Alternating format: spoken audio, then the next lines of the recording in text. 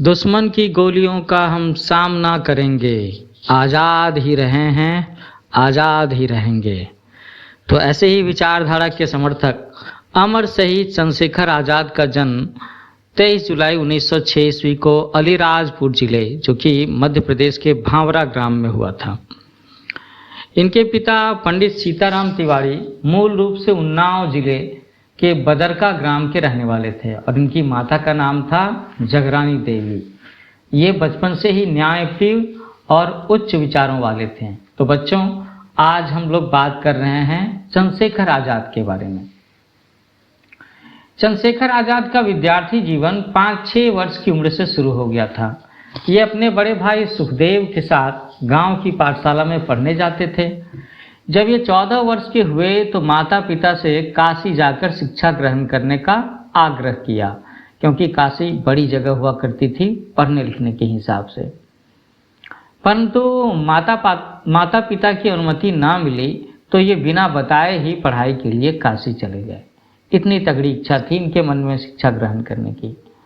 इनकी शिक्षा की व्यवस्था काशी के दानी धर्मात्माओं द्वारा विद्यालय को दिए जा रहे अनुदान से हुई। चंद्रशेखर बनारस में संस्कृत का अध्ययन कर रहे थे। उसी समय दिसंबर 1917 में अंग्रेजी शासन द्वारा रॉलेट एक्ट लगाया गया और इस एक्ट के द्वारा क्रांतिकारियों के दमन हेतु कानून बनाया गया था। गांधी जी के नेतृत्व में पूरे देश में रॉलेट एक्ट का विरोध हो रहा था। वैसाखी के दिन 13 अप्रैल सन 1919 को रॉलेट एक्ट के विरोध में अमृतसर के जालियांवाला बाग में एक सभा हो रही थी और इस सभा में बच्चे, बूढ़े और युवक सभी शामिल थे। सभा के दौरान जनरल डायर ने निहत्थे और शांतिपूर्ण सभा कर रहे लोगों पर हथियारबंद सैनिकों को गोली चलाने का आदेश दिया, जिससे सैकड़ों लोग हताहत हुए। पंजाब की इस घटना की जानकारी चंद्रशेखर आज़ाद को समाचार पत्रों से मालूम हुई। अंग्रेजी शासन की अत्याचार के खिलाफ किशोर चंद्रशेखर का खून खौल उठा। इन्होंने अंग्रेजी सरकार द्वारा अपने देशवासियों पर किए जा रहे अत्याचारों का बदला लेने की मन में ठान ली। इस समय चंद्रशेखर की उम्र कितनी थी पता है? मात्र 14 साल। सन 1921 में गांधी जी के असहयोग आंदोलन के चलते पूरे देश में अंग्रेजी शासन के विरोध की लहर फैल गई थी। पूरे देशवासी अंग्रेजी शासन का तख्ता पलट करने को आतुर हो गए थे। लोग विदेशी कपड़ों और अन्य वस्तुओं का बहिष्कार करते हुए उन्हें जला रहे थे। इस स्वदेशी आंदोलन के प्रभाव से चंद्रशेखर भी अछूते ना रहे और उन्होंने आंदोलन में शामिल होने की ठान ली। जहां भी जुलूस व हड़तालें होती, चंद्रशेखर तत्काल वहां पहुंच जाते। बचपन की कठिन परिस्थितियों ने इन्हें कष्ट सहिष्णु, कठोर परिश्रमी और संघर्षशील बना दिया था। तो इनका बचपन कठिन परिस्थितियों को झेलने के लायक कैसे बना था? तो बताया था ना कि कैसे इन्होंने अपने मम्मी पापा से काशी जाकर के आगे की पढ़ाई करने का परमिशन मांगा था और परमिशन ना मिलने पर ये काशी घर से भाग करके चले गए थे। तो वहाँ का जो जीवन था, बिना माँ पिता के सपोर्ट के किसी विद्यालय में पढ़ाई करना, अकेले रहना, ये परिश्रमी और संघर्षशील लोग ही कर सकते हैं।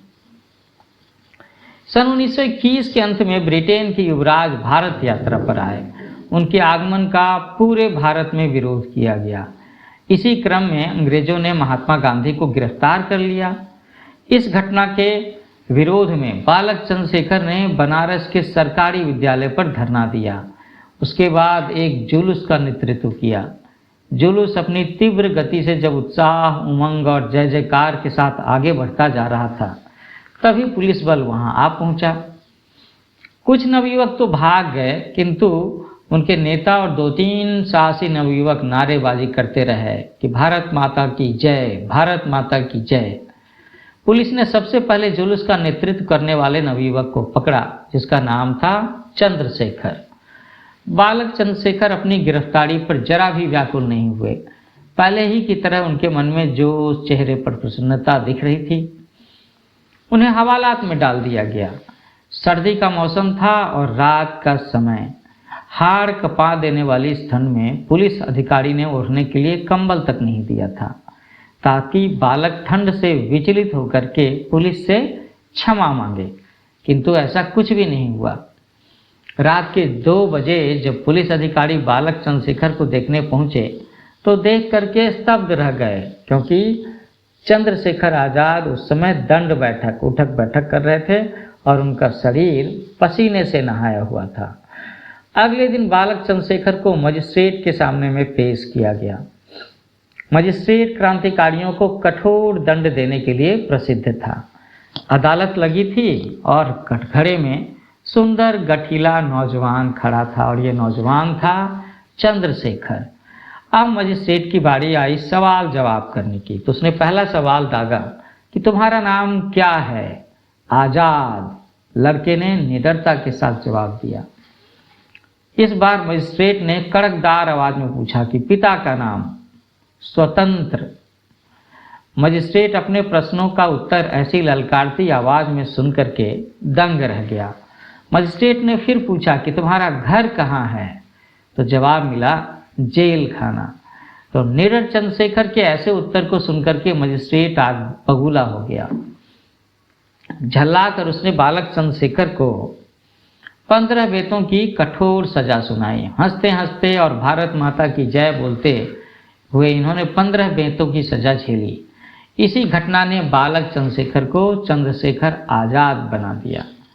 चंद्रशेखर आजाद अब क्रांति के पथ पर अग्रसर हो चले। इनके विचारों और निर्भीकता की ख्याति चारों तरफ फैल गई थी। इसी को देखते हुए इन्हें हिंदुस्तान रिपब्लिकन एसोसिएशन का सदस्य बनाया गया। इस संस्था का उद्देश्य न केवल स्वतंत्रता प्राप्त करना था, वरन शोषण रहित प्रजातंत्र की स्थापना करना था। काकोरी रेलवे स्टेशन के निकट 9 अगस्त 1925 को सरकारी खजाने को लूटने की घटना में आजाद की बहुत ही महत्वपूर्ण भूमिका रही। इस लूट कांड में कुल मिलाकर के 10 लोग शामिल थे। इनके अधिकांश साथी पकड़े गए और कुछ को फांसी की सजा हुई, लेकिन आजाद की छाया तक पुलिस को न छू सकी। साइमन कमीशन के विरोध में सन 1928 में हुए प्रदर्शन में पुलिस की मार से लाला लाजपत राय की मृत्यु हो गई, जिसका बदला लेने के लिए पुलिस अधिकारी सैंडर्स की हत्या की योजना बनाई गई। इस योजना का नेतृत्व चंद्रशेखर आजाद ने किया और इस योजना में आजाद के साथ भगत सिंह और राजगुरु थे। सैंडर्स की हत्या के लिए अंग्रेजी शासन किसी को भी नहीं पकड़ सकी। आजाद इस काम को पूरा करने के बाद लाहौर से बाहर चले गए। आजाद ने बाद में चलकर के एक नए क्रांतिकारी दल का गठन किया था, जिसका नाम था हिंदुस्तान सोशलिस्ट रिपब्लिकन एसोसिएशन। आजाद इस संगठन के आजीवन सेना नायक रहे। वह सदैव अंग्रेज सरकार की आंख की किरकिरी बने रहे और कभी भी अंग्रेज सरकार उन्हें पकड़ नहीं सकी। अब बात आती है कि चंद्रशेखर आजाद की मृत्यु कैसे हुई। तो वह क्रूर शुक्रवार का दिन था, 27 फरवरी सन 1931, जब आजाद अल्फ्रेड पार्क इलाहाबाद में अपने क्रांतिकारी साथियों के साथ में एक मीटिंग कर रहे थे। अंग्रेजी शासन को उनके अल्फ्रेड पार्क में उपस्थित होने की सूचना मिली। पूरा पार्क पुलिस के द्वारा घेर लिया गया। चारों तरफ से गोलियां चलनी थीं। आजाद ने भी प्रत्युत्तर में गोलियां चलाईं। उन्होंने अपने सभी साथियों को सुरक्षित बाहर निकाल दिया और स्वयं अकेले पुलिस से मोर्चा लेते रहे। जब आजाद के पास एक ही गोली बची तो उन्होंने सोचा कि अंग्रेजी सरकार की गोली से, अंग्रेजों के हाथ से, उनकी रिवॉल्वर से मरने से अच्छा है कि खुद ही अपनी जान ले ली जाए। तो जब एक ही गोली बची तो स्वयं की कनपट्टी में गोली मार करके उन्होंने अपने जीवन की इतिश्री कर ली। चंद्रशेखर आजाद ने पहले ही प्रतिज्ञा की थी कि वे कभी भी जीते जी अंग्रेजी शासन के हाथ नहीं आएंगे और अंत तक उन्होंने अपनी प्रतिज्ञा का मान रखा। तो बच्चों, इसी तरह से हमारे देश की स्वतंत्रता संग्राम में भाग लेने वाले और भी जो नेता रहे हैं और भी स्वतंत्रता सेनानी रहे हैं, सबकी छोटी बड़ी जीवनी लेकर के मैं बारी बारी से आऊँगा। आप मेरे चैनल को लाइक करें, शेयर करें, सब्सक्राइब करें। इसका नाम है न्यू एज कोचिंग और अपने साथियों को भी ज़रूर बताएं। मुझे आपके कमेंट्स का इंतजार रहेगा कि कैसी लगी ये छोटी सी जीवनी चंद्रशेखर आज़ाद की। Happy learning with new age coaching.